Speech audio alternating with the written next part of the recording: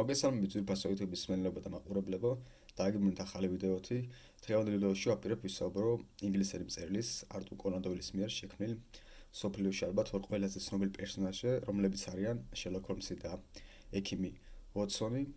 კერძოდ კი ვაპირებ ვისაუბრო იმ სადებიუტო რომანზე, რომელშიც გამოჩნდა ეს ორი პერსონაჟი, ეს გახლავთ ალისფერი კვალი. წიგნში რაც ნაკლებად მივუხილებ, რომ შევეცდები, რომ ამ ორ პერსონაჟზე ვისაუბრო, დავახასიათო ისინი, ვინ არიან, რა უნდათ, რა საქმიანობენ და ასე შემდეგ. მაშინ ასე დავიწყოთ. წიგნს ყავს მფლობელი ექიმი ვოტსონი, სამხედრო გიმი გახლავთ იგი და მის დანაყოფს გზავნიდნენ მოკლედ ინდოეთში. მოგეხსენებათ, მე-19 საუკუნეში ინდოეთი იყო ბრიტანეთის ერთ-ერთი კოლონია, სანამ დამოუკიდებლობა არ მოიპოვა, ეს მოხდა თუ არ ვცდები 1958 წელს, მაგრამ იმ მომენტში მიმდინარეობდა ინგლისსა და ავღანეთს შორის ომი. და ეს ხდებოდა 1878 წლებში და ვოტსონის დანაყოფს გადაგზავნიან მოკლედ ავღანეთში, სადაც იგი დაიჭრება მხარში და ჩემი დამხმარე რომ არაო, მისი ოსტატობა რომ არაო, მე ალბათ ბრძოლის ველიდან ვერ გავაღწევდიო და ავღანელი ფანატიკოსების ხელში აღმოჩნდებოდიო და მოგეხსენებათ დღესაც მუსლიმი ტერორისტები და ფანატიკოსები რა საშინად უსწორდებიან ტყვეებს და არ ამგონიათ მაშინ 2 საუკუნის წინათ უკეთესი მეთოდები ჰქონდათ. ამის შემდეგ ვოტსონი გახდება ბრძოლისთვის გამოუსადეგარი, უუნარო და მოუწევს მშობლიურ ქალაქ ლონდონში დაბრუნება, სახელმწიფო მას პენსიას დაუნიშნავს როგორც ვეტერანს და ბინას დაიდებს ერთ-ერთ სასტუმროში თავიდან ძალიან მარტივად ფლანგავს ფულს და მე მივხვდება რომ ასე დიდხანს ვერ გააგრძელებს, იმიტომ რომ დიდი პენსია არ აქვს და რამე სხვა უნდა მოიფიქროს და გადაწყვეტს რომ ვინმე ადამიანთან ერთად იგირაოს ბინა, რომ ქირავ შუაზე გაიყო.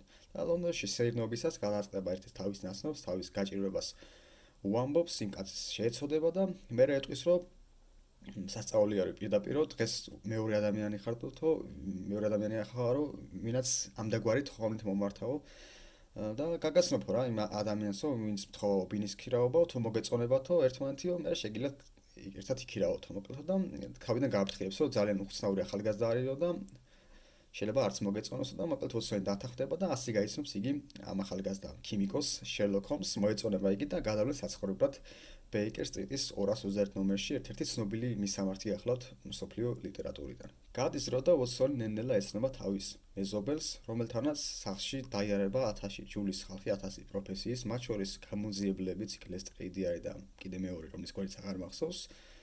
და როცა ისინი გამოძიების შიხ შედიან ხოლმე, საშუალოდ ყოველთვის შერლოკთან მიდიან და ის წოგზაზე აყენებს და საბოლოოდ მთელ დიდებას ყოველთვის დეტექტივები მიწერენ ხოლმე და შერლოკ ჰოლმსი ჩრდილში ყოფნას ამჯობინებს და ნელ-ნელა გაარკვევს ვოტსონი, რომ შერლოკი არის კონსულტანტ მეძებარი, იგი საქმეებს ხსნის ძალიან მარტივად.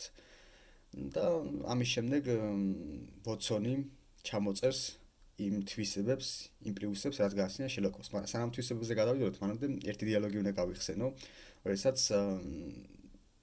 ახსენებს ვოტსონი, რომ დედამიწა ბრუნავს ის გარშემო და ეს ინფორმაცია თურმე არ აცვლინება შერლოკ ჰოლმსს, რომელიც არის საკმაოდ განათლებული ახალგაზრდა და გაუკვირდება და შერლოკ ჰოლმსი აუხსნის მას, რომ არის ინფორმაციები, რომელიც არაფერში არ გვჭირდება რეალურადო და ამიტომ ჩვენ ტვინი მათგან უნდა დავცალოთ და საჭირო ინფორმაციებით გავაოსოთ. და არაფერში იმის ცოდნა რომ სიტყვაზე დედამიწა მზის გარშემო ბრუნავს, ამ მთვარის გარშემო ბრუნავსო, ეს ცოდნა არავითარ შემთხვევაში არ წააგდებოდა ჩემს საქმეს არც დადებითად, არც უარყოფითად და ამის შემდეგ ვოტსონი აღარ გადაწყვეტს მასთან კამას და რაღაც ზონაზე შეიძლება მართალიც არის შერლოკ ჰოლმსი, რაღაც ინფორმაციები, ყველა ინფორმაციის დამახსოვრება არც არის საჭირო, მაგრამ ეხლა დედამიწა მზის გარშემო ბრუნავს და ბრტყელი არა დედამიწა და რაღაც ეგეთები, ზოგადი განათლება არ და ადამიანმა უნდა ვიცოდეთ ეხლა. მაგრამ კარგია, რას სხვადასხვაგვარი ინტერესები და გემოვნები რომ აქვს ადამიანს, რა თქმა უნდა გვიყვარს, როდესაც ადამიანს ჩვენ გემოვნებაზე მოვაქცევთ ხოლმე, ადამიანები ვართ ყველანი, მაგრამ ეს რომ არა, განსხვავებული ინტერესები რომ არა, ალბათ დღეს ჩვენ ისევ გამოქვაბულებში ვისხდებოდით და ჩვენ ერთ-ერთი ინტერესი და მიზანი იქნებოდა, რომ მამონტებზე გვენადირა და მათი ხორცი გვეჭამა, რომ არ მოკვდარიყავი და მეორე ადამიანს არასდროს მოვიდოდა აზრთის, რომ სიტყვაზე მამონტი გაეტყავებინა და მისი ტყავისგან ტანსმელი შეეკრა, იმიტომ რომ ერთ-ერთი მიზანი იქნებოდა და ეს მიზანი იქნებოდა ხორცს მოპოვება და მისი ჭამა. და როგორც ვახსენე, ჩამოწერს შერლოკ ჰოლმსის პლუსებს ჩვენი ვოტსონი და პლუსები არის მაგალითის, რომ შერლოკი არაჩვეულებად უკრავს ვიოლინოზე. 19 საუკუნეში ეს მუსიკა დიდი ფუფუნება იყო, მუსიკის მოსმენა, ეხლა ყველგან შეგვიძლია ჩვენ მოსმენა, სახელიდან გავუსულოთ კომპიუტერში, მობილურში, ტელევიზორში, რადიოში და ასე შემდეგ. მაშინ ალბათ ქუჩაში თუ მოусმენდი, ქუჩის მუსიკოსებისგან ან მოწასული ყავი სპექტაკლზე ან ოპერაში და ოპერა ეხლა დიდი სიამოვნება იყო მაშინ. დღესაც კი ძვირიანი სიამოვნება არის. და მუსიკა ის რამეა, რომ ერთხელ თუ ჩაყვა გონებაში, მთელი დღე შეიძლება იღიღინო და დღის ბოლოს მაინც უარ მოусმინე, შეიძლება ძალიან სულად გახდე და როდესაც ასეთი მეზობელი ყავს ადამიანს, რომელიც ვიოლინოზე არაჩვეულებრივად უკრავს, ეს დიდი ფუფუნება არის ასეთ ადამიანთან გვერდით ცხოვრება. ყოველ ვიოლინოზე უკრავს მოკლედ ჩვენი შელოკი კარგად, ასევე მან ყველაფერი იცის მე-19 საუკუნის დამნაშავეებზე და ნაშაულებზე. ცოცხლად მოსიარული არქივი არის და იმდენი ცოდნა აქვს ამ ყველაფერზე ამ სფეროში, რომ ახალ საქმეებსაც უკვე მარტივად ხსნის, იმიტომ რომ თითქმის ყველა საქმე საბოლოოდ რაღაც დონეზე ერთმანეთს გავს და უმარტივებს რა ახალი დანაშაულის გახსნას. აგრეთვე მან იცის არაჩვეულებრივად ქიმიაში ერკვევა, მიუხედავად იმისა, რომ არის რომ დედამიწა მზის გარშემო ბრუნავს, ქიმიაში მაგრა ერკვევა და იგი ესეთ ხსნას შექმნის სითხეს, როდესაც მაშინ მოათავსე სიცხს ის ხსნარი გახდება ალისფერი და ამიტომ ქვია წიგნს ალისფერი კვალი და რატომ არის ეს გამოგონება მნიშვნელოვანი? იმიტომ რომ ყოფილა უძველად შემთხვევებია, როდესაც ყოფილა რაღაც ეჭვმტანელი, ბრალდებული და მის ტანსმეზე უყურებიათ რაღაც ლაქა, მოწითალო, მაგრამ ვერ გაუკვევიათ ეს ტალახი იყო თუ სისხლი და არ დაუპატიმრებიათ და ჩემი გამოგონება იმიტომ არის კარგიო და სადეგარიო, რომ სისხლი რაც არ უნდა ძველი იყოსო, მაშინ მოათავსებ თუ არა, ეს სითხე გახდება ალისფერიო და მივხვდებით, რომ ის სისხლი არის მარტო სისხლზე რეაგირებს, მოკლედ სისხლი და ხდება ალისფერი და აწიო დანაშაულებს ადვილად გავხსნით. აგრეთვე მას აქვს ლონდონის ყველა უბანი შესწავლილი Sherlock Holmes და უბნების ნიადაგი მიწა. აი მაგალითად სიტყვაზე ქუჩაზე მისერნობენ და ვიღაცა ზაუნახა ფეხსაცმელზე წითელი ლაქა. ეტყვის რომ აი ეს კაცი ალბათ იმ უბნიდან მოდისო. დაინახავს რაღაც ისა ყავისფერი ლაქას, ეტყვის რომ მაშინ გამოიარაო და მაშინ ლონდონი უკვე დიდი ქალაქი იყო, 4 მილიონი ადამიანი ცხოვრობდა მე-19 საუკუნეში, თქვენ წარმოიდგინეთ, საკმაოდ დიდი ციფრი იყო. 19 საუკუნის კვალობაზე, აგრეთვე მას აქვს მთელი დისერტაციული ნაშრომები აქვს დაწერილი და გამოქვეყნებული თამბაქოს ნამწვავზე.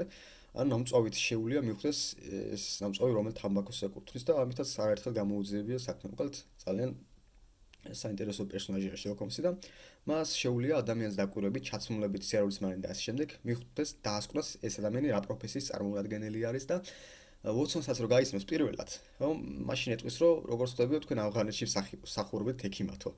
და იმ მომენტში რაღაც გარკვეული დროის შემდეგ ეკითხავს ვოტსონი, რომ საიდან დაასკვნა ეს ყველაფერი, იმიტომ რომ თავიდან ფიქრობდა, რომ საერთო ნაცნობმა უთხრა, მაგრამ როდის ეტყოდა ვოტსონი ნახა შერლოკამდე ისე მიუყვანა, რომ არ მოშორებია მას და დრო არ ექნებოდა იმის, რომ შერლოკ ჰოლმსი ეთქვა, რომ იგი ექიმია და ავღანეთში მსახურობდა და ასე შემდეგ და Sherlock Holmes მას ეტყვის, რომ მე ამ დასკვნად მარტივად მივოდი, იმიქიდან გამომდინარე, რომ თქვენ აშკარად ხარისზე ხრიდითო, რომ დაჭრილი იყავით რა, სადაიჭრებოდი თუ არა ბრძოლაშიო და ბრძოლა ახლა მიმდინარეობს ავღანეთში, ინგლისსა და ავღანელებს შორისო და თქვენი კაცო დავაკვირდიო სახესა და ხელებსო გაროჟული ქონდათო და ის მივხვდი, რომ არის თქვენი ბუნებრივი ფერი არ იყო, თქვენი კანისო და სად გაეროჟებოდი თუ არა ახლა აღმოსავლეთშიო და ეს ყველაფერი ერთად შევაკავშირე, მივხვდი, რომ თქვენ ავღანეთში იბრძოდით.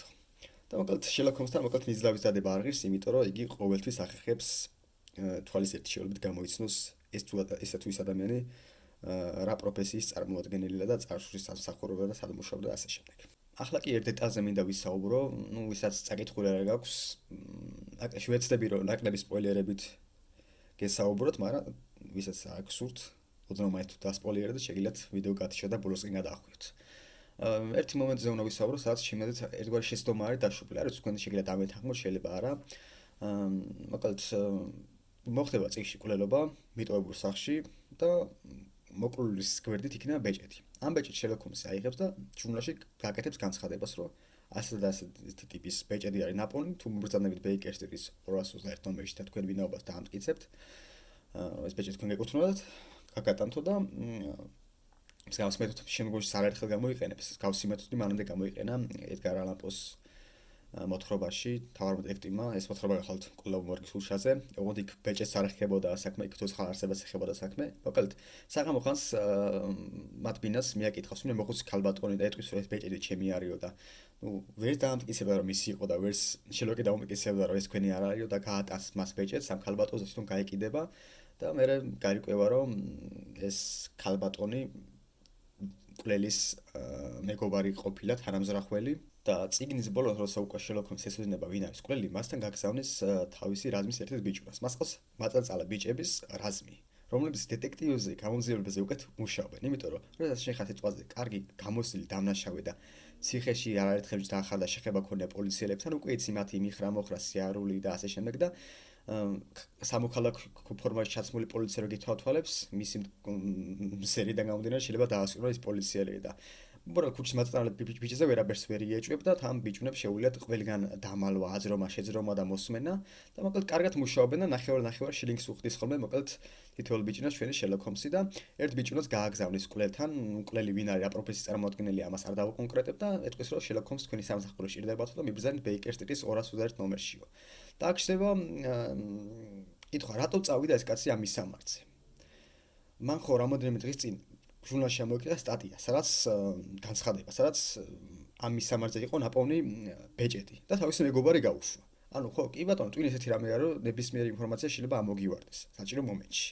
მაგრამ რავი, ქვეცნობიერს მაინც არ უნდა დავიწყებოდა და როცა წაიკითხა 221 ნომერს, უნდა ამოტივტივებულიყო რა, ის საფრთხე უნდა ეგრძნო, რომელიც კავშირში იქნებოდა ამ მისამართთან. მაგრამ ხო, როგორც ვახსენე, twin ესეთი რამეა, რომ გადამწყვეტ მომენტში შეიძლება გიმტყუნოს და დაგავიწყდეს ყველაზე მნიშვნელოვანი ინფორმაცია.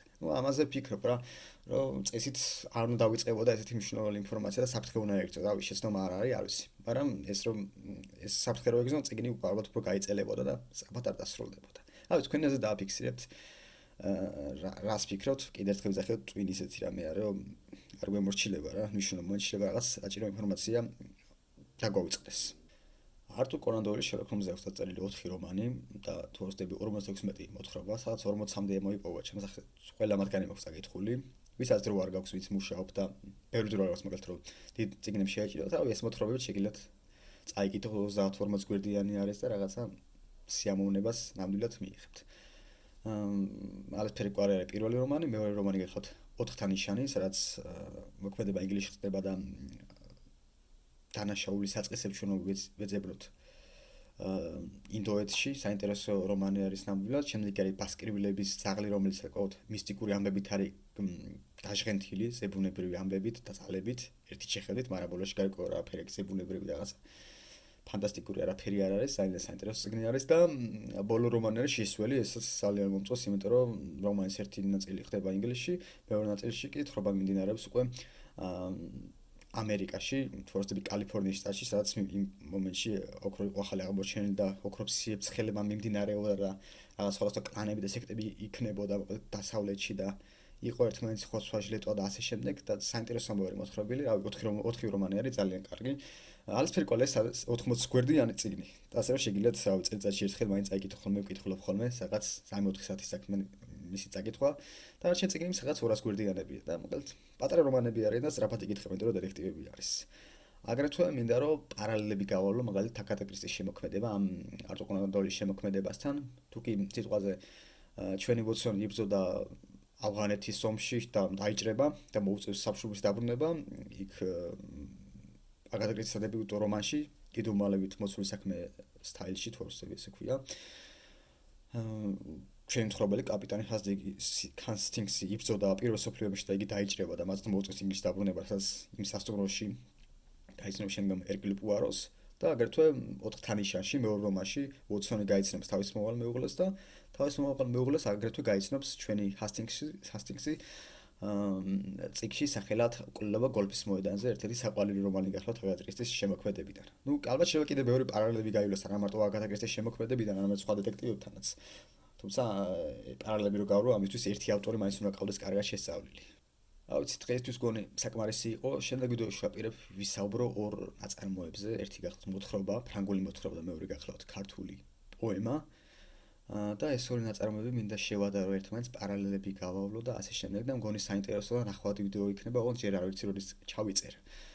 იმიტომ რომ დიდი ხანი არც ერთი არ წამიკითხავს და 2 მათგანი უნდა გადავიკითხო და მე გონებაში დავამუშაო რა და როგორ ვისაუბრო და კაი პარალელები და შედარებები გავაკეთო, ჩემზე ძალიან საინტერესო ვიდეო იქნება. თუ ეხლა ხვდებით რომელი 2 ნაწარმოები შეიძლება შევადარო ფრანგული და ქართული, შეგიძლიათ ამ ვიდეოს კომენტარში დააკომენტაროთ. და ეს კი დაგემშვიდობებით და სულ სწრაფ მოიწონეთ ჩემი ვიდეო, გამოიწერეთ ჩემი არხი და ვეცდები რომ უახლოეს მომავალში დაგებრუნდეთ ახალი ვიდეოებით. კარგად ბრძანებოდეთ.